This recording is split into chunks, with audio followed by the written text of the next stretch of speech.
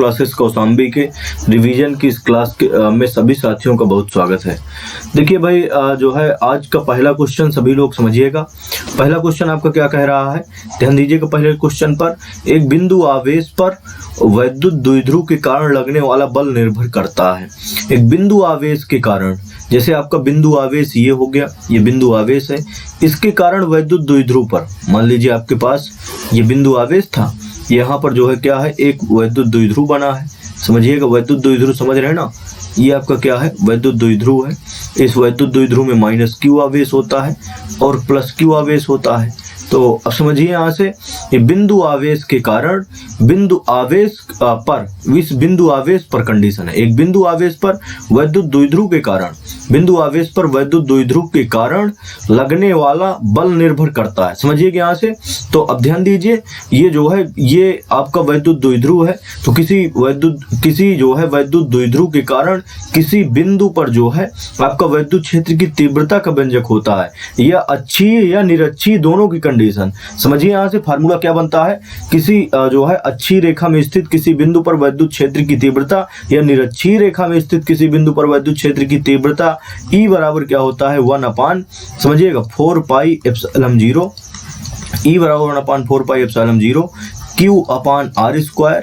ये तो E की वैल्यू होती है। हमें चाहिए F, चूंकि इस वैद्युत द्विध्रुव के कारण इस बिंदु पर बल निकालना। ये देखिए कह रहा है कि एक बिंदु आवेश पर, इस बिंदु पर क्या आवेश रखा है, एक Q आवेश रखा है या Q0 आवेश रखा है, मान चलिए। तो यहाँ से जो है Q0 आवेश है, तो एक बिंदु आवेश पर द्विध्रुव के कारण लगने वाला इस पर जो बल है वो निर्भर करेगा। तो बल निकालेंगे पहले। तो समझिए यहाँ से, इस जो है किसी वैद्युत द्विध्रुव के अच्छी रेखा में, ये अच्छी रेखा है आपकी, बात समझ रहे हैं ना, ये कौन सी रेखा है, ये अच्छी रेखा है। अच्छी रेखा में स्थित किसी बिंदु पर वैद्युत क्षेत्र की तीव्रता, पहले तीव्रता निकालेंगे तब जाके बल निकलेगा। तो तीव्रता E बराबर 1/4 पाई एप्सिलॉन 0 2p/r³ होता है। यहाँ से 2p होगा, सॉरी भाई, 2p/r³ बनेगा। तो 2p/r³। अब यहाँ से बल चाहिए, तो F बराबर क्या होगा, E जो है E बराबर होता है फार्मूला, वैद्युत क्षेत्र की तीव्रता E बराबर F/Q0 बनता है। तो F की वैल्यू रख दीजिए या तिर्यक गुणा करा दीजिए यहाँ से, तो F बराबर हो जाएगा E × Q0 होगा। समझिएगा यहाँ से Q0 होगा। अब यहाँ से E की वैल्यू रख दीजिए, तो E का मान निकाल चुके हैं। E का मान कितना निकालें, 1/4 पाई एप्सिलॉन 0 और 2p/r³। ये जो है चाहे अच्छी के लिए देख लीजिए चाहे निरक्षी के लिए, नीचे r³ ही रहता है।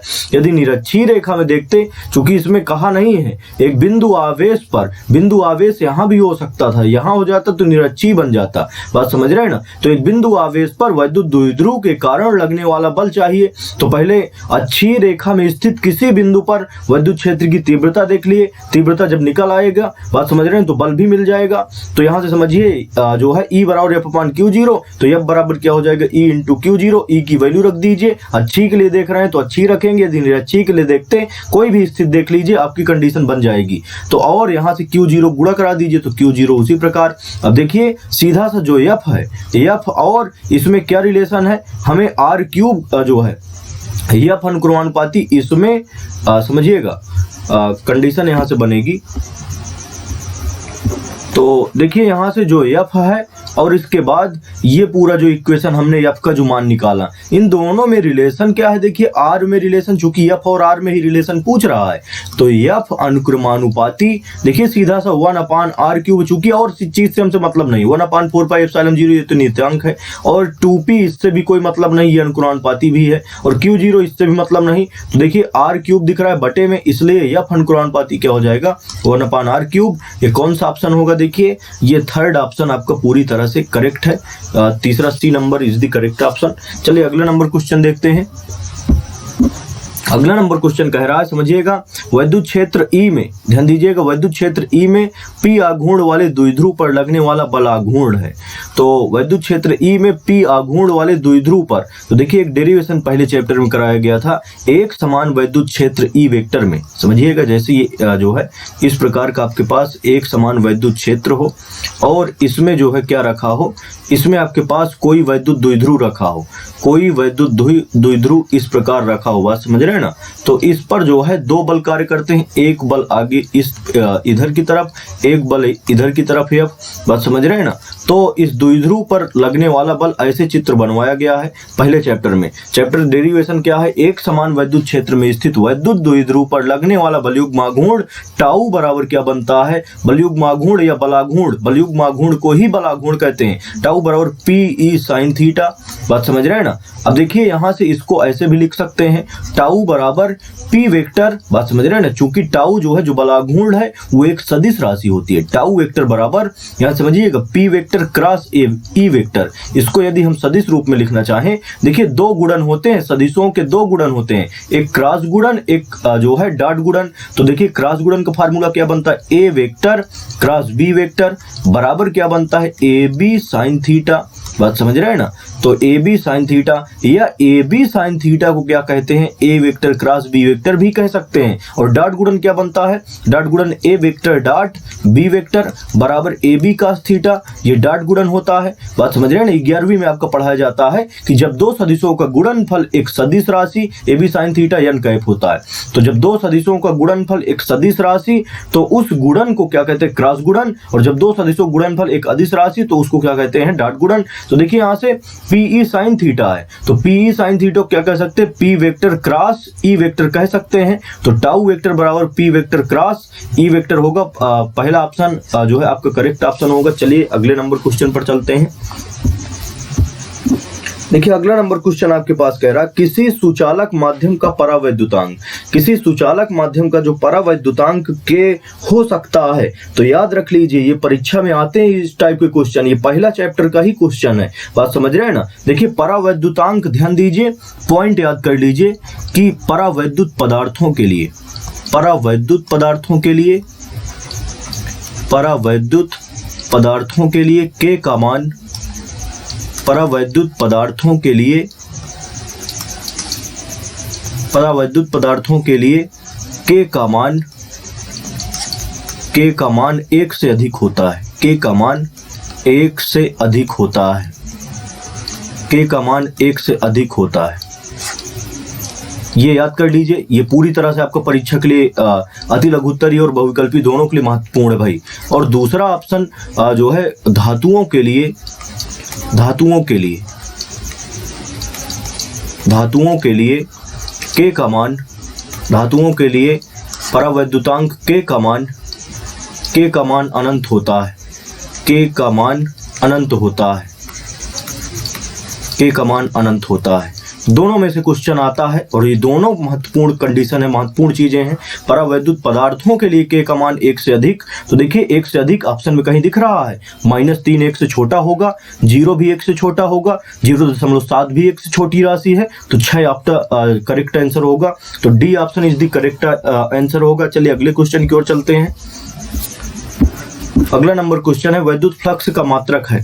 समझिए थोड़ा सा, वैद्युत फ्लक्स फार्मूला बनता है फाई ई बराबर E vector dot D A vector.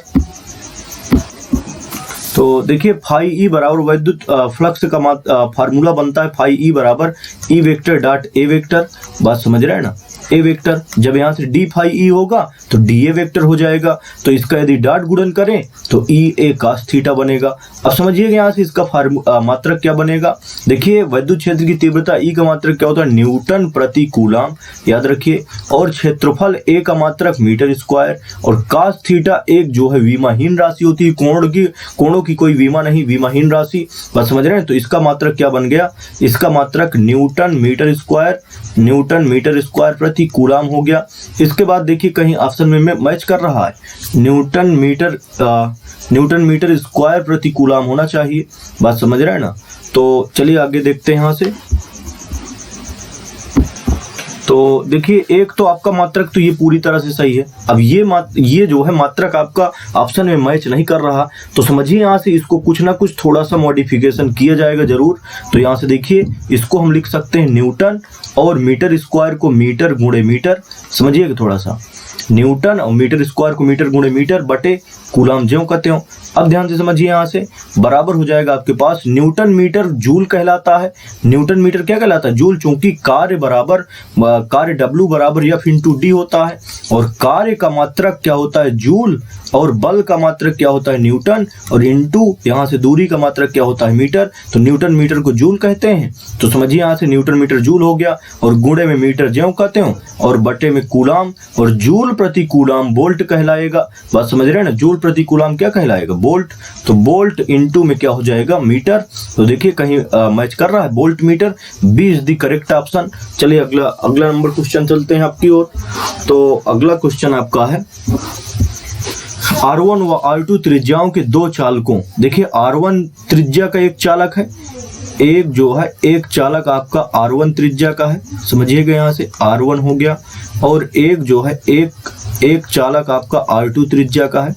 ध्यान दीजिएगा यहाँ से R2 त्रिज्या का है, और इसमें जो है दोनों चालकों के पृष्ठों पर आवेशों के पृष्ठ घनत्व, पृष्ठीय आवेश घनत्व या पृष्ठ घनत्व, आवेश पृष्ठ घनत्व। तो आवेश पृष्ठ घनत्व को सिग्मा व्यक्त करते हैं।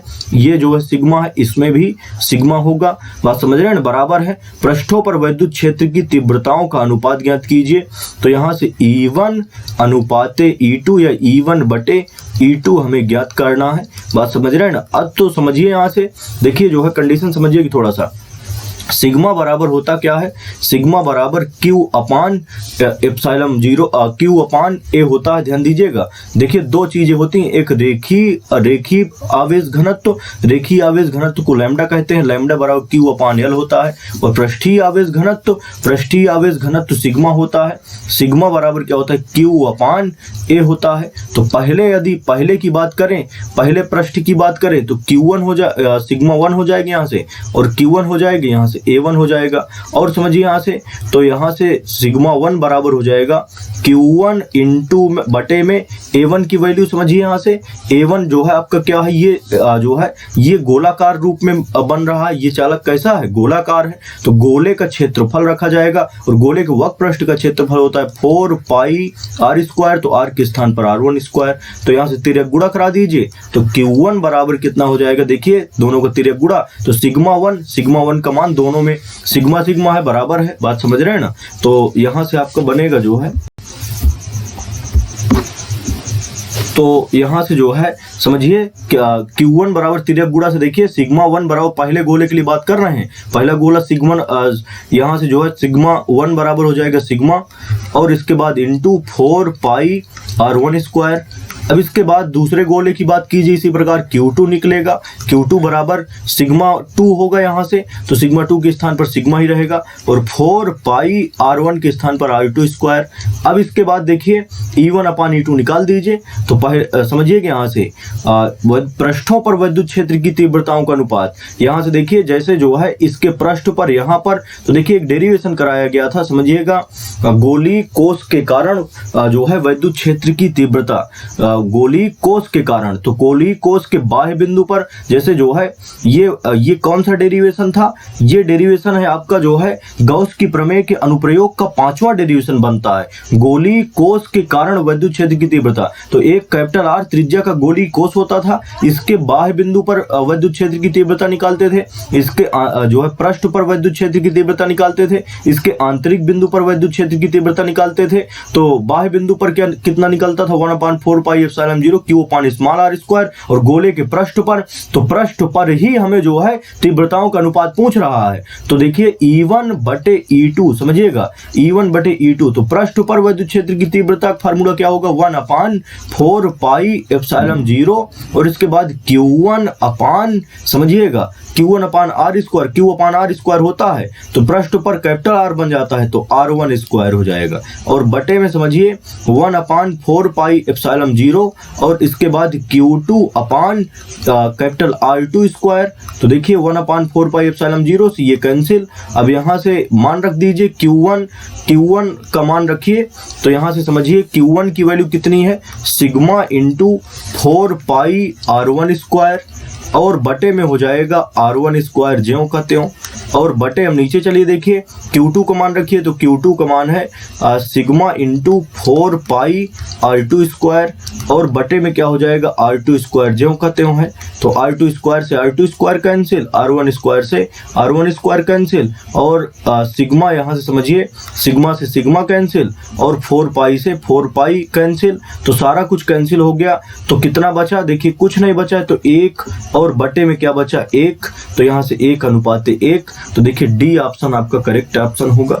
बात समझ रहे हैं। चलिए अगले नंबर क्वेश्चन की ओर चलते हैं। तो अब यहाँ से देखिए इतने हमने बहुविकल्पी क्वेश्चन कराए हैं, और ये बहुविकल्पी क्वेश्चन अति लघुत्तरी में भी रिपीट कर दिए जाते हैं। ऐसा नहीं है कि केवल बहुविकल्पी रहेंगे, अति लघुत्तरी जो एक एक नंबर का रहता है ये भी आ सकते हैं। इसमें जो न्यूमेरिकल हमने कराया है इसको कभी कभार बहुविकल्पी को अति लघुत्तरी में और अति लघुत्तरी को विकल्पी में चेंज कर देता है। बात समझे, तो ऐसा नहीं सोचना है कि विकल्पी चल रहे हैं तो अति लघुत्तरी नहीं तैयार होते, आपके अति लघुत्तरी भी तैयार होते चल रहे हैं।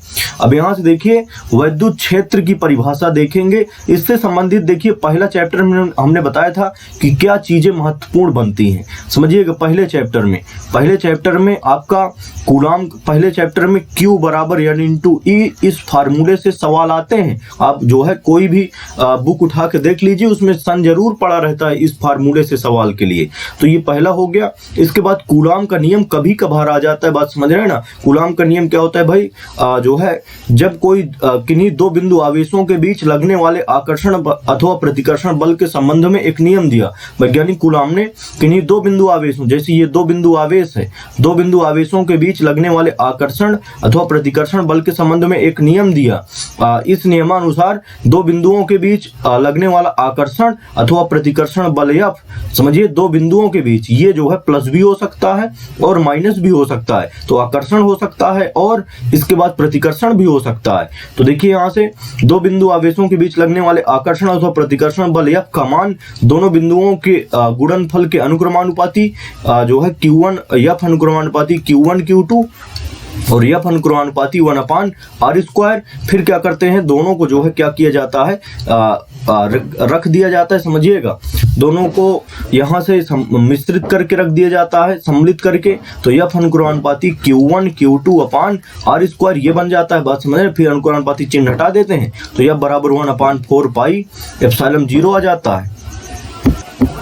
तो यहाँ से F बराबर अनुक्रमानुपाती चिन्ह हटाएंगे तो बराबर आएगा, और F बराबर एक नियतांक आ जाता है 4 pi epsilon 0 1/4 pi epsilon 0 Q1 Q2/r²। ये याद रखिए। बात समझ रहे हैं ना, यही कूलाम का नियम होता है।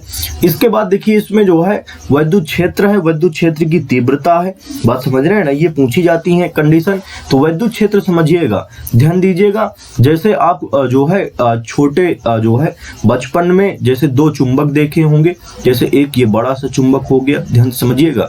इसके जो है चारों ओर एक ऐसा क्षेत्र होता है, ध्यान से समझिए, चारों ओर एक ऐसा क्षेत्र होता है कि यहाँ पर कोई छोटा चुंबक ले आए, ध्यान से समझिए, छोटा चुंबक ले आए। जैसे ये बड़ा चुंबक है, बड़ा चुंबक है, एक छोटा चुंबक ले आए तो या तो ये चुंबक क्या करता है, आकर्षित करता है, या तो प्रतिकर्षित करता है। बात समझ रहे हैं। बचपन में आप खेल खेले होंगे कि एक बड़ा चुंबक रख लें, इसके बगल में एक छोटा चुंबक रख दें, तो जो है आकर्षित अपने आप ये इधर की ओर खींचा चला जाता है। जैसे इस चुंबक को हम यहाँ पर ले गए तो अब जो नहीं जा रहा। बात समझ रहे हैं ना, मतलब ये जो है चुंबकीय क्षेत्र के क्या हो गया, बाहर हो गया, जहां से ना तो आकर्षित हो रहा है चुंबक दूसरा, ना तो प्रतिकर्षित हो रहा है। तो सेम उसी प्रकार यहाँ पर भी कंडीशन होगी, एक +Q आवेश है, इसके चारों ओर कुछ ना कुछ क्या होगा, एक क्षेत्र होगा। समझिएगा, किसी विद्युत आवेश अथवा आवेश समुदाय के चारों ओर का वह क्षेत्र, ये विद्युत आवेश है, +Q आपका क्या है, विद्युत आवेश है। तो किसी विद्युत आवेश अथवा आवेश समुदाय के चारों ओर का वह क्षेत्र